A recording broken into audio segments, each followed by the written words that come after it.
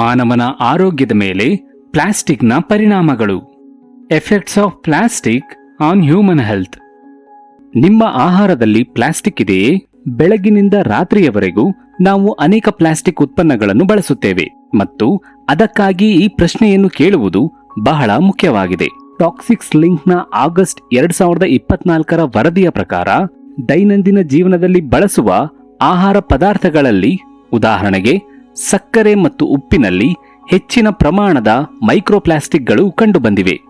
5 millilitre ಮತ್ತು ಅದಕ್ಕಿಂತ ಚಿಕ್ಕದಾದ ಪ್ಲಾಸ್ಟಿಕ್ ತುಣುಕುಗಳನ್ನು ಮೈಕ್ರೋಪ್ಲಾಸ್ಟಿಕ್ ಎಂದು ಕರೆಯಲಾಗುತ್ತದೆ.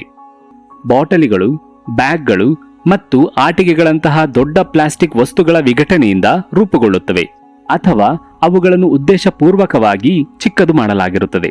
ಉದಾಹರಣೆಗೆ ಮೈಕ್ರೋ ಬೀಡ್ಸ್ ಬಳಸಿ ತಯಾರಿಸುವ ಟೂತ್ ಪೇಸ್ಟ್ ಮತ್ತು ಸೌಂದರ್ಯವರ್ಧಕಗಳು. ಈ ಪ್ಲಾಸ್ಟಿಕ್ ತುಣುಕುಗಳು ನದಿ ಮತ್ತು ತೊರೆಗಳ ಮೂಲಕ ಹರಿದು ಸಮುದ್ರವನ್ನು ತಲುಪುತ್ತವೆ. ಕೆಲವು ಸಮುದ್ರ ಜೀವಿಗಳಿಗೆ ಈ ಪ್ಲಾಸ್ಟಿಕ್ ತುಂಡುಗಳು ಮತ್ತು ಅವುಗಳ ಆಹಾರದ ನಡುವಿನ ವ್ಯತ್ಯಾಸವನ್ನು ಕಂಡುಹಿಡಿಯಲು ಸಾಧ್ಯವಾಗುವುದಿಲ್ಲ. ಈ ಕಾರಣದಿಂದಾಗಿ ಅನೇಕ ಸಮುದ್ರ ಜೀವಿಗಳು ಪ್ಲಾಸ್ಟಿಕ್ ತುಂಡುಗಳನ್ನು ಸಹ ತಿನ್ನುತ್ತವೆ. ಅವುಗಳ ಜೀರ್ಣಾಂಗ ವ್ಯವಸ್ಥೆಗೆ ಇದು ತುಂಬಾ ಹಾನಿಕರವಾಗಿದೆ. ಈ ರೀತಿಯಾಗಿ ಪ್ಲಾಸ್ಟಿಕ್ ಆಹಾರ ಸರಪಳಿಯನ್ನು ಪ್ರವೇಶಿಸುತ್ತದೆ ಮತ್ತು ನಮ್ಮ ಆಹಾರದ ತನಕ ತಲುಪುತ್ತದೆ.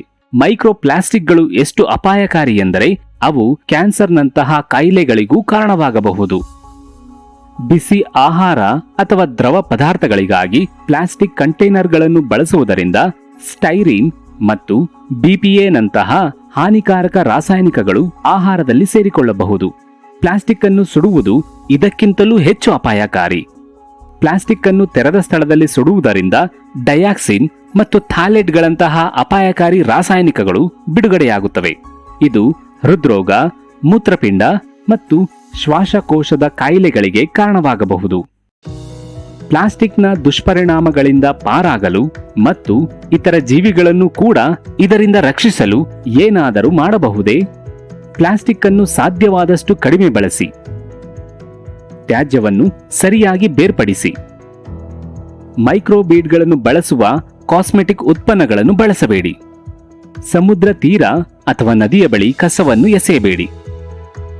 ಪ್ಲಾಸ್ಟಿಕ್ ಕಟ್ಲರಿಗಳನ್ನು ಬಿಸಿ ಆಹಾರವನ್ನು ತರಲು ಅಥವಾ ಕೊಂಡೊಯ್ಯಲು ಬಳಸುವುದನ್ನು ತಪ್ಪಿಸಿ. ಒಂದೇ ಪ್ಲಾಸ್ಟಿಕ್ ಬಾಟಲಿಯನ್ನು ಮತ್ತೆ ಮತ್ತೆ ಬಳಸುವುದನ್ನು ತಪ್ಪಿಸಿ. ಪ್ಲಾಸ್ಟಿಕ್ ಅನ್ನು ಎಂದಿಗೂ ಸುಡಬೇಡಿ. ಬದಲಾವಣೆ ಖಂಡಿತವಾಗಿಯೂ ಕಷ್ಟ, ಆದರೆ ಅಸಾಧ್ಯವಲ್ಲ. ಪ್ಲಾಸ್ಟಿಕ್ನಿಂದಾಗುವ ದುಷ್ಪರಿಣಾಮಗಳ ಬಗ್ಗೆ ನಿಮ್ಮ ಗ್ರಾಮದ ಜನರಿಗೆ ಅರಿವು ಮೂಡಿಸಿ.